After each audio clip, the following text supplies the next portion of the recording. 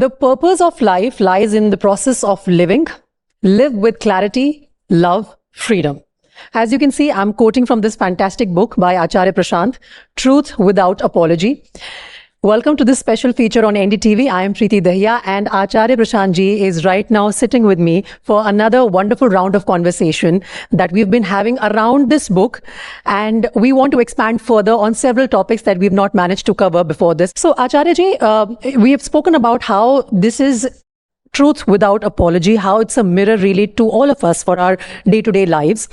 I want you to tell the listener right now the topic on which you paid like the maximum amount of effort, and the words really flew without a lot of effort because it was so close to your heart and very crucial observations have been poured into it. Love. That's the topic. Mm-hmm. Was it difficult to write, or it just was a free flow of words? It's difficult because it is a free flow, and it's a free flow of the flooded mountain river type. Mm-hmm. So the challenge is to contain it, channelize it, and make it useful rather than scary. Mm-hmm. So it's the biggest force, it's the most powerful thing, it's the very essence of life. And one doesn't want to hold himself back on it. Equally, one wants the book to remain relevant to the general reader and useful and relatable. Mm-hmm. So something as important, as pure, as sacred as love had then to be somewhat circumscribed. So that's where the challenge was. It had to be contained but not diluted. It had to be channelized but not impeded. Well, you know what? I was keen on discussing the chapter related to society and the norms that you have touched upon. But now that the chapter that's closest to your heart is something that we know. They are related, by the way, what the society does and what the society does to love. Yeah. So that's very interesting, because now we are going to have this discussion today on this topic of relationships, the great illusion. And this comes around page 121. I have read a bit of it. I couldn't complete it so far, but I will be in subsequent days. The chapters here, they start with the concept of loneliness being the first teacher. Is it important to first understand yourself as a lonely being and then seek love? Is that what you are trying to say? What is the concept here? Because that's the default state anyway. What else can you start from? We are always lonely, in the sense we always want stuff. There is some object, some person, some place, some idea, always beckoning, alluring, presenting itself as important. So we are lonely. We want to couple ourselves with something. We want to form a bond. We want to, in fact, not just get attached, we want to be identified. And in fact, it is this idea that is causing the incompletion. Maybe incompletion is not a natural state, but an idea that we have absorbed. And that idea is absorbed since the very beginning. So it becomes our default state. Default, all pervasive, very common, very usual, but still not natural. Not natural because it is something we have taken upon us.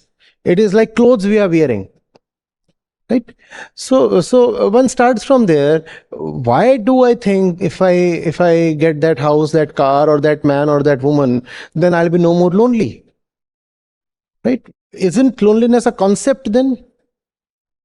The way I put it is, loneliness is a crowd within. No, how it should be, because how it usually is the mirror in this book. We've been reading this. So I'm just trying to put things in context that what is the starting point of a relationship? First, I need to have a relationship with myself. Yeah. Then only I can have a healthy relationship with another being. Yes. There can be no clear blueprint or prototype for how a healthy relationship should begin. But there are very, very visible indicators pointing towards an unhealthy relationship. If I'm looking at the other as some kind of a crutch or some kind of a stuff to plug my inner hollow, that is not a healthy sign. If I'm looking at the other as someone to lean upon, as someone to share my nonsense with in the name of emotions and feelings, then that is not a healthy sign. Why do you always call them nonsense, emotions and feelings? Because they don't make sense even to ourselves. It's not All emotions. Do your emotions make sense to you? Are your emotions really yours? Take away a few hormones and none of them will remain. How are they yours? Do your emotions arise with your permission? They don't. How are they really yours? Since they don't make sense even to the emotional one, it's proper to call them nonsense. But that chemical locha is happening in my body, right? Yes, but is your body really yours? Does it take your permission to do its stuff? I mean, I don't have a control over them. Yes. But then I identify with it. I say my body. How is it even my body? I mean, it's a thing of physical nature. A rose like a wave will fall like a wave, and it remains to be questioned. To what extent can I afford to be identified with it?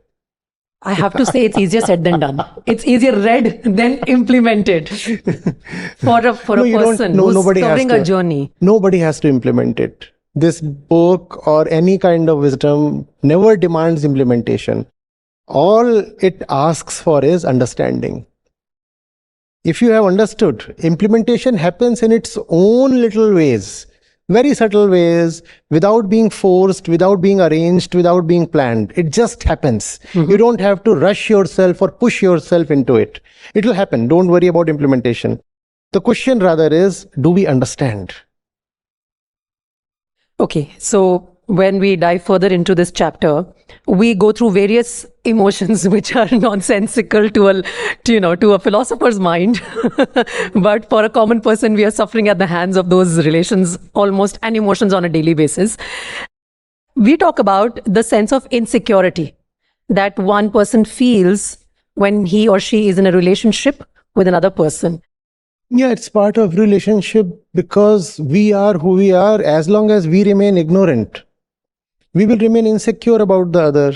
And that is a lot of violence towards the other. Please understand.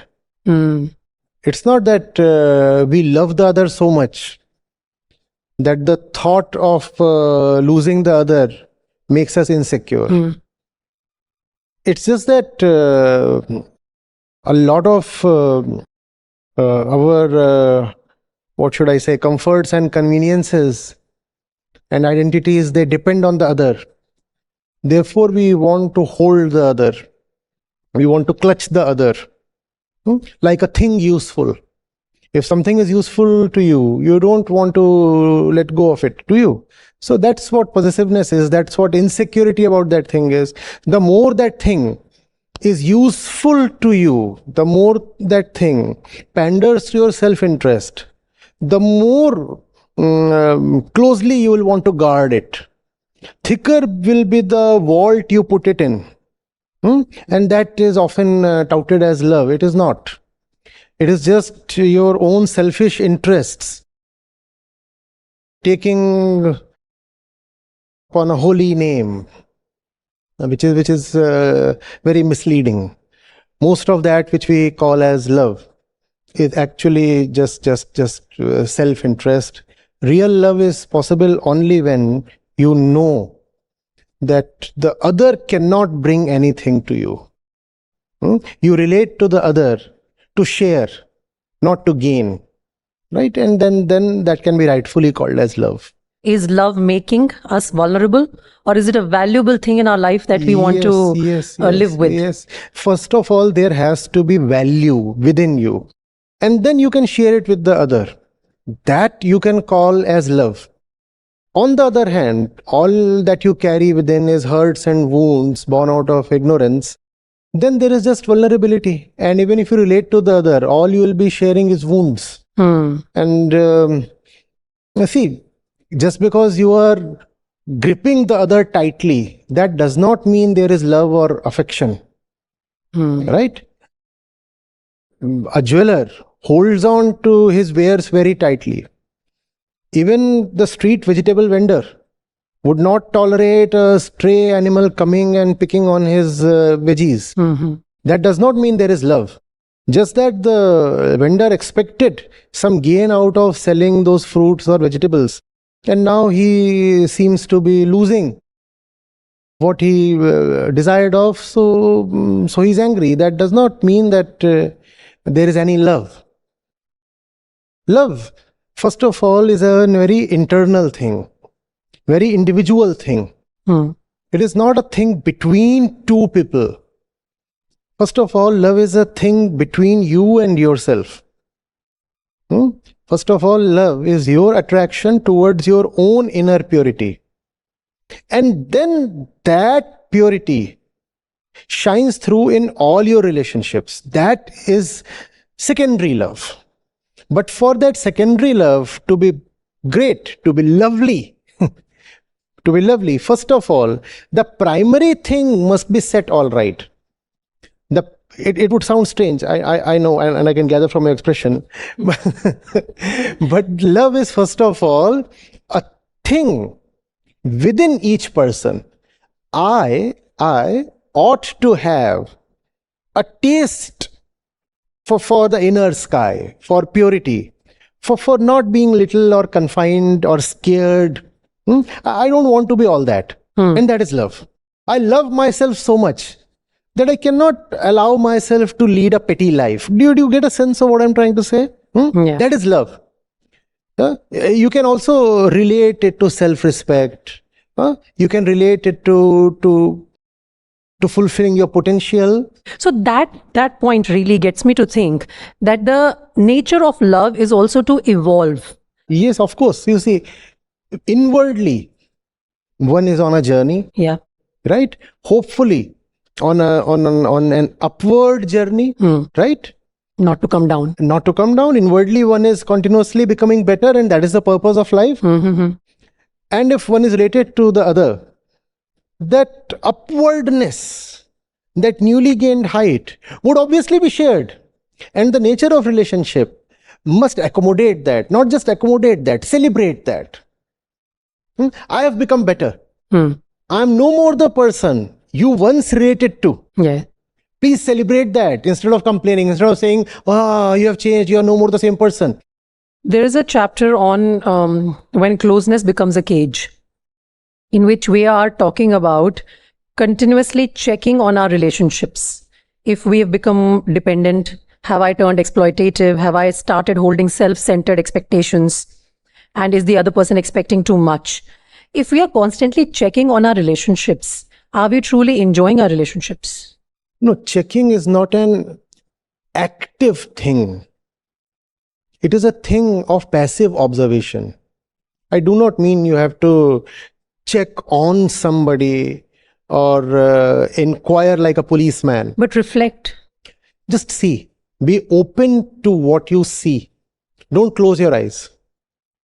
The fact is there, out in the open. Don't be blind to it. That's what I mean. It's almost like being sensitive to your own health, right? Right? You must know there's something in the back that hurts. Something is here. Something is. What's happening to my eyesight?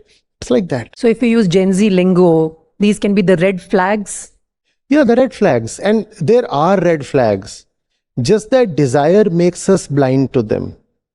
When you are so full of desire, then red flags turn green. You don't want to admit that there are obvious red flags in the relationship because you are looking forward to the next date or to the next sexual encounter. So you don't want to admit that no, there is a deep problem here. Wait, let's check. Let's question. Let's be doubly sure, and then we'll proceed. You are afraid of questioning. You are afraid of inquiring. You don't ask the right questions. The most important questions are the ones that are never asked. And But someday deliberately, they will be asked. even if you don't ask them, though they will be exposed. That's the nature of life. It's an important topic. By the very fact that it is important, life will bring it up in some way or the other. How much can you avoid it? You are ending a chapter by putting up this question, that does the self want to ingratiate itself or dissolve itself? I want to understand these lines. It's beyond my level of understanding. Can you read out a few lines? It's this para that I'm quoting, if you want to just have a look. The last para of this page.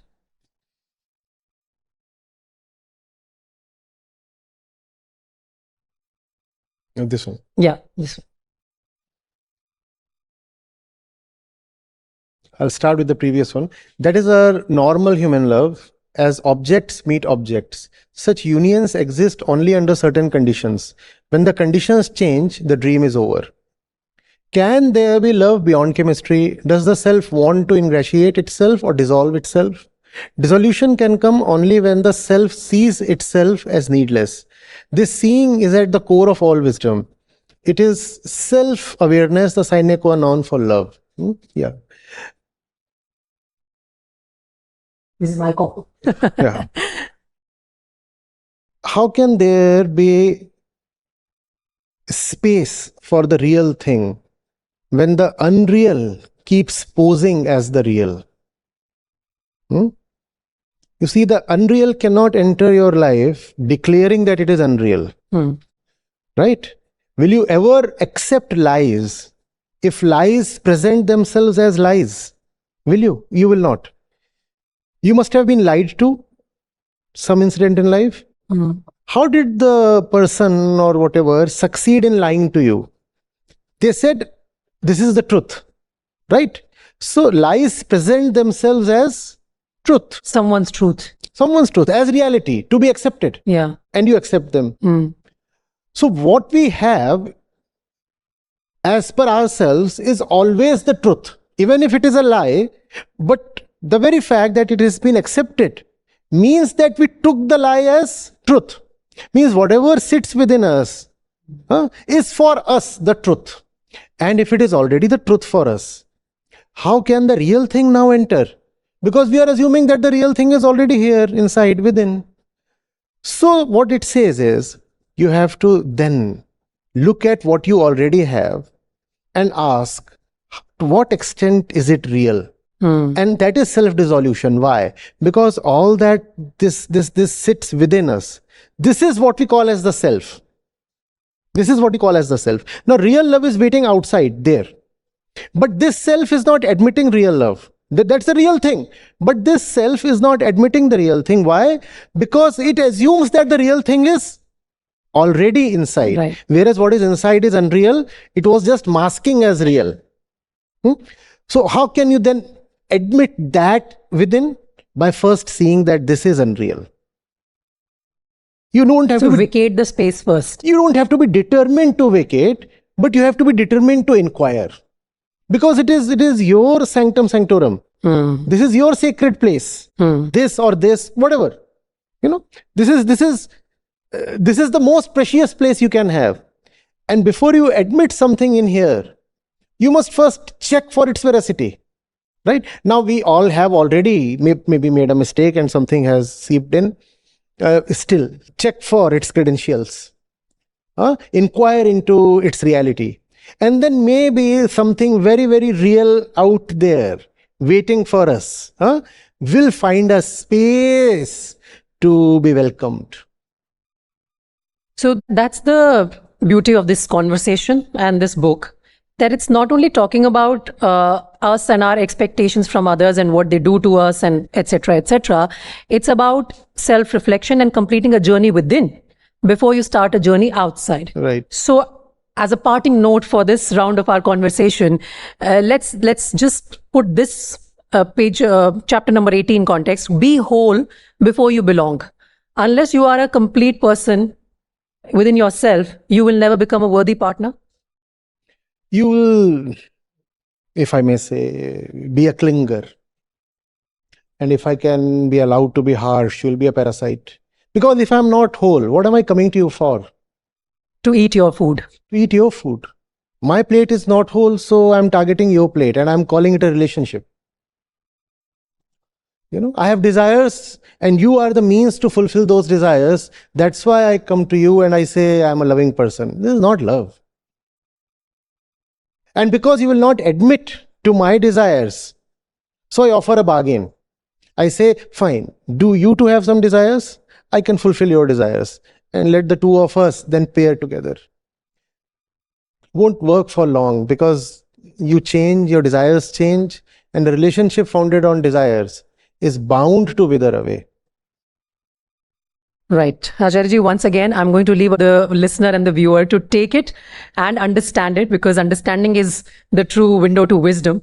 Unless you observe yourself, no one can really open your eyes. Right. I think that's the gist of our communication. And again, I can't emphasize it enough. It's a wonderful book. Please get your hands on it and do try to read page by page and, get a better understanding of who we are as humans. Thank you once again, Acharya. And I hope this will be a nice companion for you on your flight back. Thank you so much. Thank you.